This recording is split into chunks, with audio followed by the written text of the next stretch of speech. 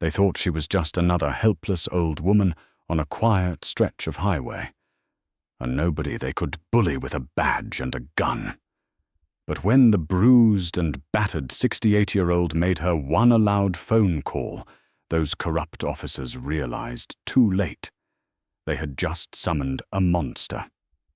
The humid Georgia air clung to the windshield of the 2014 Honda Accord like a second skin. Evelyn Wright, 68 years old and fresh off a 12-hour shift, volunteering at the community clinic, adjusted the air conditioning dial, though it did little to combat the sweltering July heat. Her hands, worn but steady, gripped the steering wheel at 10 and 2. The road winding through Pine Ridge County was notoriously dark, lined with ancient oaks that choked out the moonlight. Evelyn hated taking Route 9, but the interstate was backed up for miles, and all she wanted was a cup of tea and her favorite armchair. She never saw the cruiser tucked behind the abandoned Texaco station. The moment her taillights passed the rusted-out pumps, the darkness was violently shattered by the strobe of red and blue. Evelyn's heart performed a brief, frantic flutter against her ribs. She glanced down at her speedometer, 43 in a 45 zone, both hands firmly on the wheel. Registration current. Lord have mercy, just what I need tonight. She muttered gently, easing the Honda onto the gravel shoulder. She rolled down the window, the oppressive heat instantly invading the cool sanctuary of her car, and placed both hands visibly on the dashboard. A rule of survival she had learned decades ago. In the rearview mirror, two silhouettes stepped out of the cruiser. Officer Mitchell Hayes and his rookie partner, Officer Brian Dempsey. Hayes was a thick-necked man with a reputation in Pine Ridge that preceded him, a man who viewed his badge not as a shield, but as a license. He walked with a lazy, arrogant swagger, his hand resting casually on the butt of his sidearm.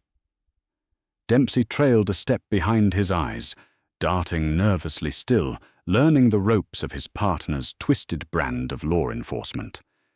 Hayes stopped at Evelyn's window, shining a high-powered tactical flashlight directly into her eyes. License, registration, and proof of insurance. Hayes barked the beam of light, never wavering. Evelyn squinted, turning her face slightly to avoid the blinding glare. "Good evening, officer. May I ask why I was pulled over?" "I asked the questions," Hayes snapped, leaning closer, the smell of stale coffee and chewing tobacco radiating from him. "You swerved across the yellow line back there, looked impaired. Now hand over the documents before I haul you in for resisting." "I assure you, sir, I haven't swerved," Evelyn said, her voice trembling just a fraction, but maintaining its polite dignity.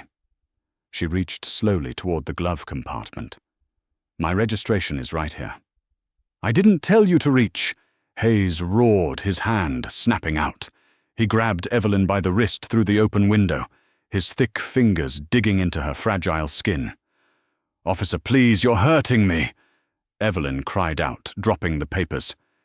"Get out of the car, now!" Hayes unlatched the door from the inside, yanking it open. Before Evelyn could unbuckle her seatbelt, Hayes was pulling at her shoulder. The seatbelt locked, snapping her violently back against the seat, knocking the wind out of her. "Stop resisting!" Hayes shouted, a phrase he used mechanically to justify whatever came next. He reached across her, popping the seatbelt release, and then dragged the 68-year-old woman out of the car by her arm. Evelyn's knees buckled as her feet hit the loose gravel. She fell hard against the side of the Honda, her shoulder absorbing the impact. Dempsey, the younger officer, stood by the trunk, shifting his weight. "Mitch, maybe take it easy. She's just an old lady." "Shut your mouth, Dempsey, and cover me," Hayes growled. He spun Evelyn around, shoving her face first into the hood of her own car. The metal still radiating engine heat burned against her cheek. "I haven't done anything," Evelyn gasped, tears of pain and humiliation stinging her eyes. My son is in the military. I'm a good citizen. I don't care if your son is the president." Hayes sneered, grabbing her wrists and wrenching them behind her back with excessive force. Evelyn screamed as a pop echoed from her right shoulder, a rotator cuff tearing. The cold steel of the handcuffs bit brutally into her wrists, ratcheted down so tightly they instantly restricted her blood flow. Hayes roughly patted her down his hands, invasive and humiliating, before spinning her around. He shoved her forward toward the cruiser. Evelyn, disoriented and in excruciating pain, stumbled on the gravel. She fell hard, her knee tearing open on a jagged rock, her cuffed hands useless to break her fall. Hayes let out a short, cruel laugh. "Clumsy tonight, aren't we?" He grabbed her by the back of her blouse, hauling her up like a sack of trash, and shoved her into the back of the cruiser. Her head cracked against the doorframe, a dizzying wave of nausea washing over her as darkness edged into her vision. The ride to the Pine Ridge precinct was a blur of agony. Evelyn lay sideways on the hard plastic seat, her shoulder throbbing in time with her racing pulse, a slow trickle of blood making its way down her forehead from where she had hit the doorframe. She didn't speak. She didn't cry anymore. A cold, terrifying realization had settled over her. These men could kill her, right here in the dark, and no one would ever know the truth. When they arrived at the precinct, Hayes dragged her out, parading her through the fluorescent-lit bullpen. The desk sergeant, an older man named Peterson, barely looked up from his paperwork as Hayes tossed Evelyn's ID onto the counter. "Got a combative one here?" Hayes lied smoothly. "Reckless driving, suspected DUI, resisting arrest, assaulting an officer." Evelyn, bruised, bleeding, and shivering in the aggressive air conditioning of the station, looked at Peterson. "Please, he hurt me. I need a doctor." Peterson glanced at her injuries, then looked away, completely indifferent. "Put her in holding cell 4. Process her in the morning." Hayes marched her down a narrow cinder-block hallway, pushing her into a cramped, reeking cell. He removed the cuffs not out of mercy, but because procedure dictated it. Evelyn collapsed onto the thin-stained mattress on the floor, her right arm hanging uselessly at her side. "You get one phone call, sweetheart," Hayes sneered through the bars. "Make it count, because nobody is coming to save you from this." Hayes tossed a heavy corded phone through the slot in the bars. It clattered against the concrete floor. He turned and walked away, his heavy boots echoing down the hall. Evelyn lay in the dark for a long time, the pain in her shoulder radiating down to her fingertips. Her cheek was swelling, her knee caked in dried blood and gravel. She stared at the phone. Her hands shook violently as she reached for the receiver.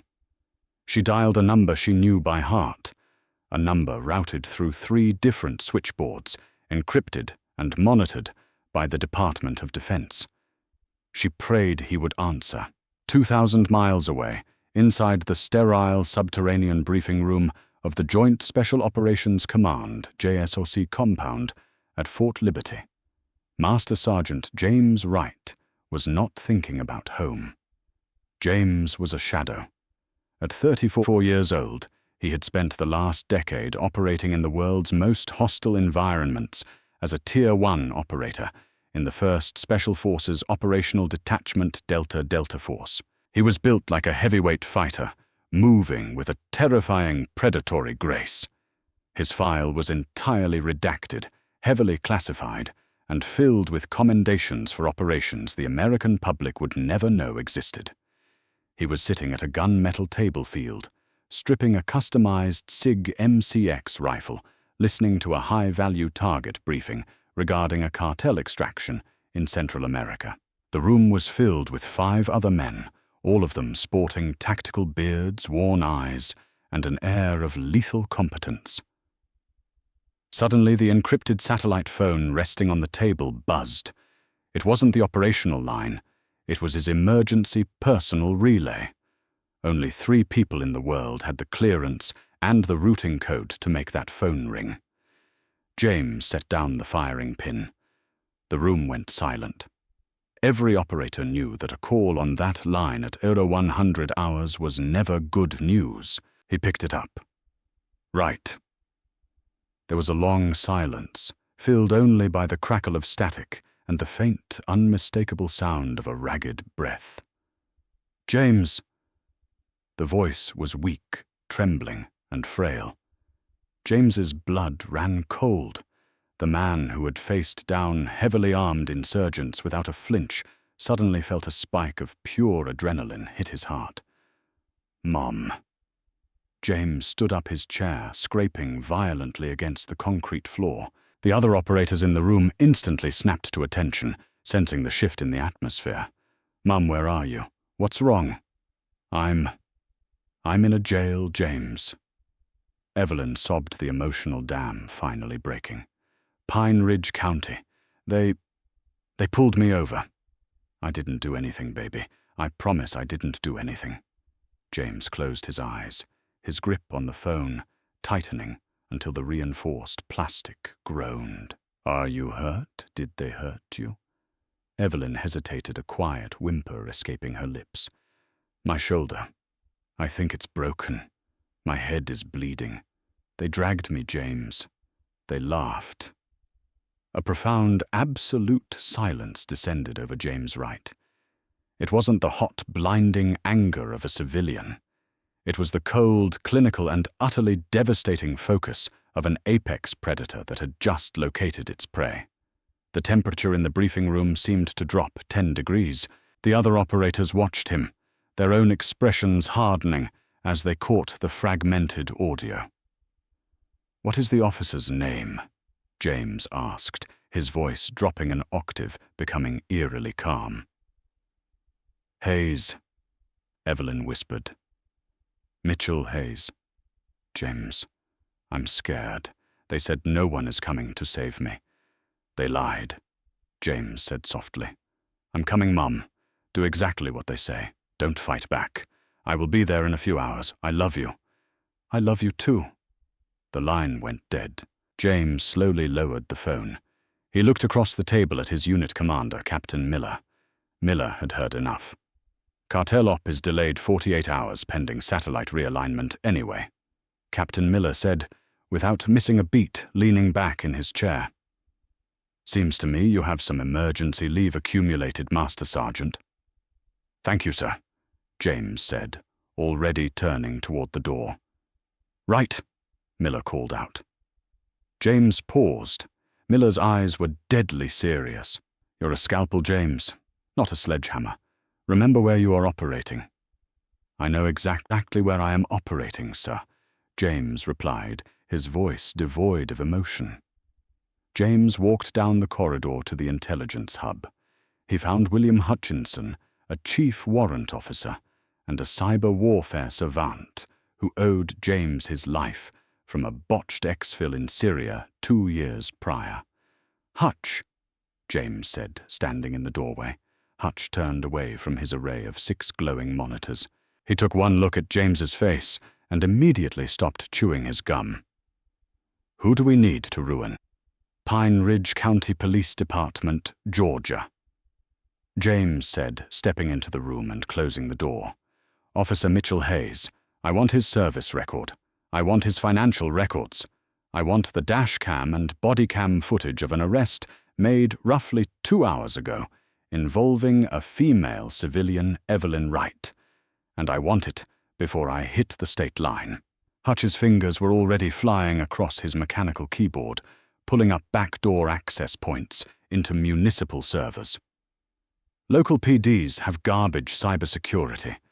I'll have their mainframe cracked before you start your engine. You driving? I'm flying to Atlanta, then driving, James said. He checked his watch. I'll be there by dawn. I'm pulling Hayes's file now, Hutch said, his eyes scanning the cascading data on his screen. Jesus! Write this guy as a piece of work. 3 excessive force complaints in the last 2 years, all swept under the rug by his precinct captain, Robert Jenkins. Civil suits settled out of court. The guy is a walking liability. He preys on transients and the elderly. Pull the footage, Hutch. Upload it to a secure cloud. Done. James. What are you going to do? James stopped at the door, his silhouette large and imposing against the fluorescent lights of the hallway. I'm going to teach Officer Hayes about consequence. By 0500 hours, the sun was just beginning to bleed, a bruised purple over the horizon of Pine Ridge County. The sleepy town was quiet, unaware of the storm that had just crossed its borders. James drove a rented, matte black Chevrolet Tahoe. He was dressed in plain clothes, dark denim tactical boots, and a fitted black Henley that barely contained the heavily corded muscle of his arms and chest. Hidden under a light canvas jacket was a custom Glock 9 Tismo, though James had no intention of using it. Bullets were too fast. Bullets were too kind. His Bluetooth earpiece beeped. It was Hutch. I got the footage, James. All of it. The dash cam and the body cam from the rookie Dempsey. Hutch's voice was uncharacteristically tight. James, it's bad. Really bad. He assaulted her unprovoked, tossed her around like a rag doll. It's felony assault, false arrest, kidnapping under color of law. Send it to my secure tablet, James said, his jaw locked so tight his teeth ached. Already there. Also, I took the liberty of sending a little package to the FBI field office in Atlanta, the Georgia Bureau of Investigation, and 3 major news networks. Delayed delivery set for 0900 hours. You have until then to handle this locally before the feds swarm the place. Good work, Hutch. Go dark. James pulled the Tahoe into the gravel parking lot of the Pine Ridge Police Department. It was a single-story brick building, outdated and unimposing. The night shift was just preparing to hand over to the day shift. The cruiser Hayes drove was parked out front. James cut the engine. He sat in the silence of the cabin for exactly 60 seconds, watching the front doors of the station. He regulated his breathing, dropping his heart rate, locking away his rage in a steel vault in his mind. He wasn't going in as a furious son. He was going in as a Tier 1 operator, executing a hostage rescue. He stepped out of the Tahoe, the gravel crunching under his boots, and walked toward the entrance. It was time for the Pine Ridge PD to meet the monster they had summoned in the dark. James pushed open the heavy glass doors of the Pine Ridge Police Department. The air inside was stale, smelling intensely of old coffee industrial floor wax and deep-seated complacency. The desk sergeant Peterson was still sitting behind the scratched glass partition, nursing a styrofoam cup and staring blankly at a muted television screen playing an early morning infomercial. James didn't stop at the visitor window. He didn't ask for permission. He walked past it, his heavy boots thudding against the linoleum floor, directly toward the heavy wooden door, marked Authorized Personnel Only. Hey, hold it right there, Peterson barked, suddenly sitting up his chair, squeaking violently. You can't go back there. What's your business, pal? James completely ignored the desk sergeant. He gripped the door handle, planted his right boot squarely against the locking mechanism, and shoved with the force of a battering ram. The reinforced wood splintered instantly, the heavy deadbolt giving way, with a loud, violent crack that echoed through the entire station. The door slammed against the interior cinderblock wall, leaving a massive dent in the plaster. Peterson scrambled frantically for his radio, his cold coffee spilling in a brown puddle across his messy desk. We have a 1014 in the lobby. Suspect breaching the bullpen. I need backup. James stepped into the bullpen. There were 4 officers in the room, including the rookie Brian Dempsey, who was typing up a report at a small desk in the corner. But James's eyes locked immediately onto a thick-necked man pouring a fresh cup of coffee near the break room area. Mitchell Hayes. Hayes turned his face, instantly contorting in aggressive anger at the sudden intrusion. Who the hell are you? Get down on the ground, right now. I said get on the ground. Hayes dropped his ceramic mug. It shattered into dozens of pieces, hot, dark liquid splashing over his polished black boots. He reached instinctively for his service weapon, strapped to his hip. He was tragically too slow. James crossed the 30 feet of the bullpen in an absolute blur of calculated motion. Before Mitchell Hayes could even unclip the safety retention strap on his holster, James was inside his guard. James's left hand clamped fiercely over Hayes's gun hand, pinning it firmly and painfully into the holster. Simultaneously, James drove the heel of his right hand upward, striking Hayes squarely under the chin with devastating precision. The blow was masterfully calculated. It was not nearly enough force to kill, but it was exactly enough kinetic energy to rattle the brain violently inside the skull. Hayes's eyes rolled back briefly, a flash of white showing, and his heavy knees instantly buckled beneath him. Before the corrupt officer could hit the linoleum floor, James grabbed him tightly by the heavy fabric of his tactical vest, lifted his 240-pound frame completely off the ground, and slammed him forcefully backward onto the nearest wooden desk. Dual monitors crashed to the floor, shattering screens. Keyboards snapped in half under the immense weight. "Hands where I can clearly see them," Dempsey screamed, drawing his weapon, his hands shaking so violently the barrel bobbed up and down.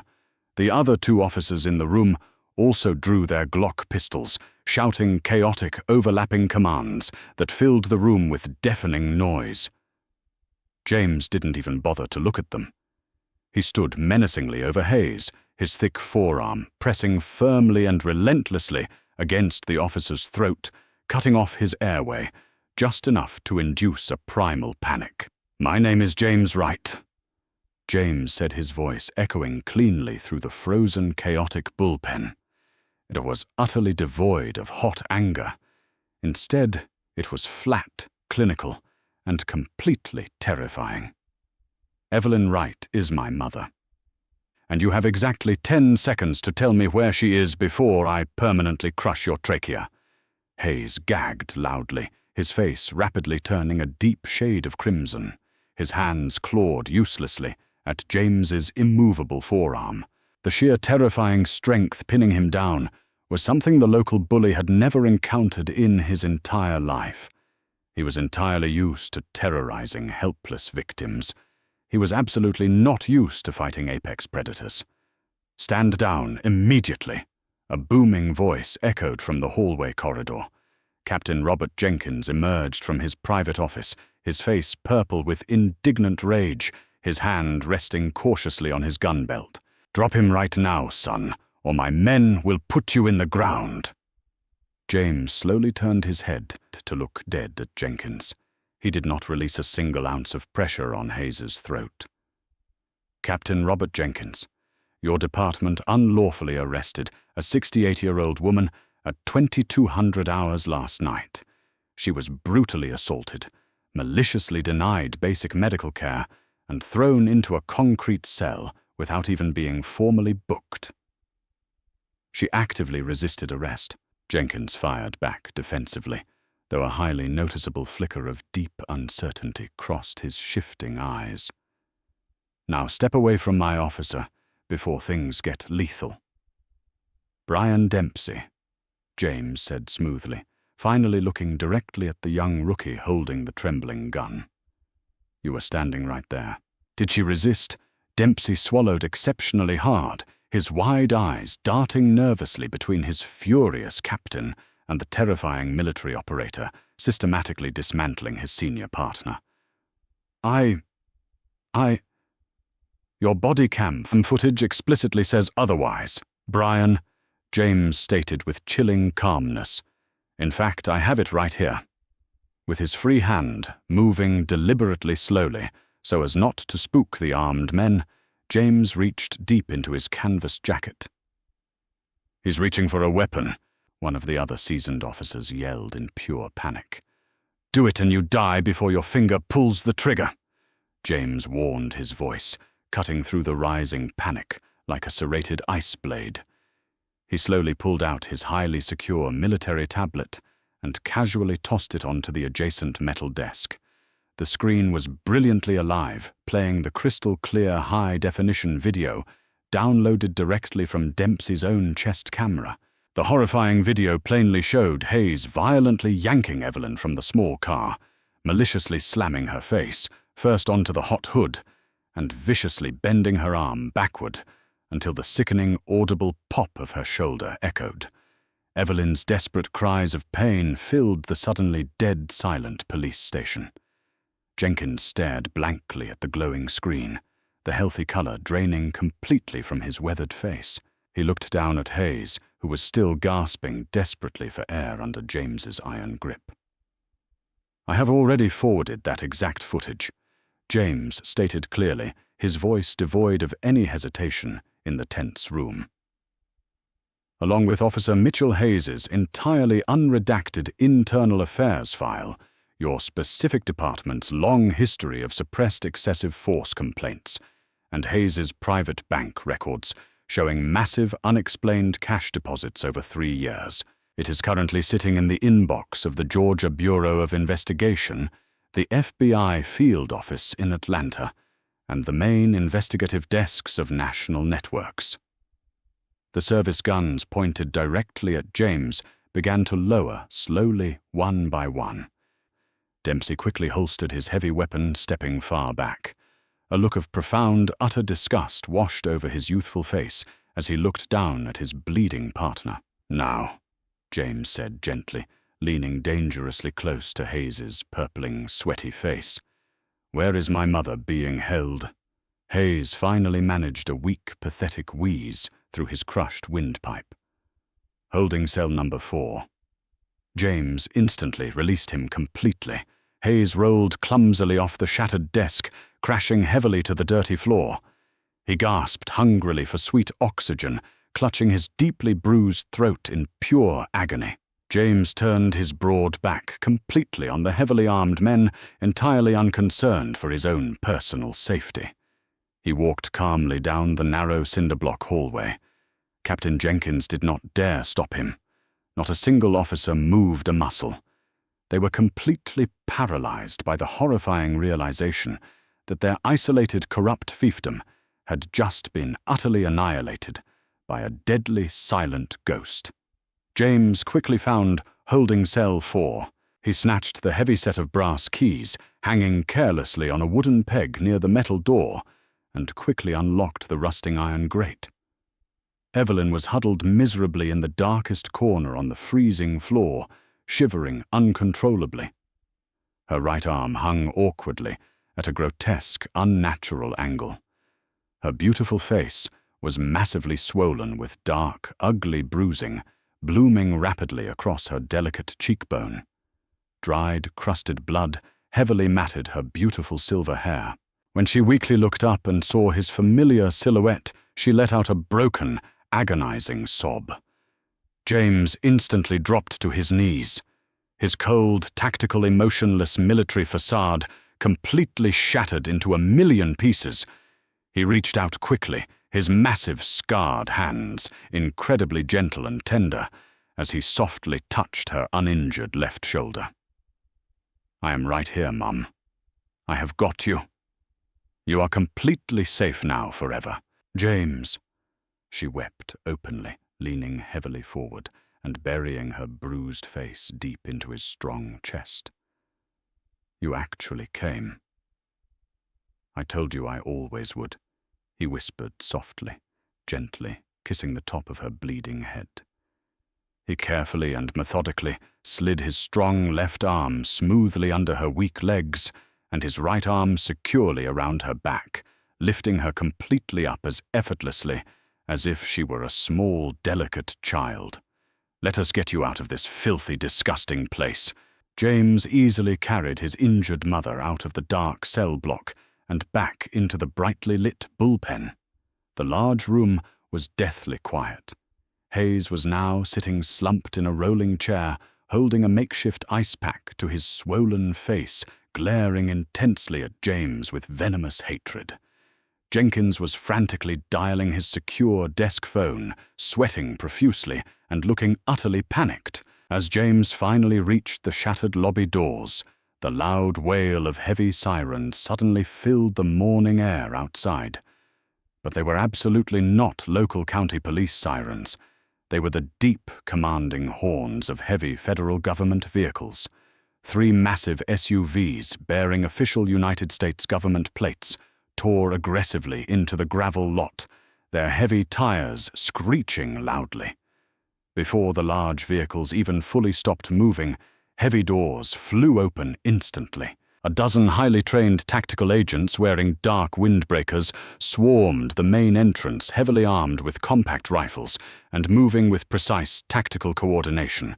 A tall, imposing man with neat silver hair and a very sharp, expensive suit walked in confidently behind them. Special Agent in Charge, Harrison Cole.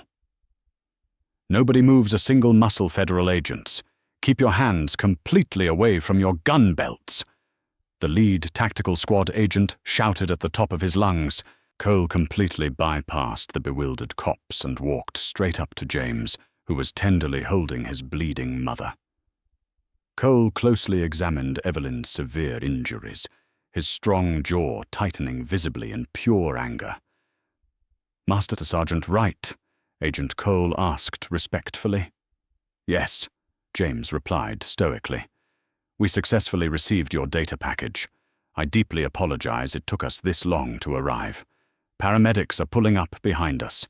Cole slowly turned his cold gaze toward the messy bullpen. "Mitchell Hayes," Agent Cole barked sharply, his voice booming with unquestionable authority. "You are officially under federal arrest for severe deprivation of civil rights, under color of law, aggravated felony assault, and federal kidnapping.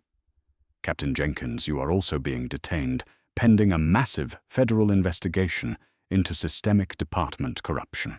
Federal tactical agents instantly swarmed Hayes, slamming him forcefully against the exact same broken desk. The sharp, metallic click of heavy steel handcuffs echoing loudly was beautiful. Paramedics rushed in, and James gently laid his mother on the clean stretcher. As they wheeled her to the ambulance, she squeezed his hand. "You are a good boy, James." The monster had done his job perfectly. Now he was happily just a devoted son, keeping his beloved mother safe. Did you feel the intense justice in this incredible story? No one should ever abuse their power, especially against the innocent and vulnerable. If you loved seeing this corrupt officer face the ultimate reckoning from a true hero, please hit that like button, share this video with your friends to spread awareness, and absolutely subscribe to our channel for more amazing, thrilling, real-life, dramatic stories every single week.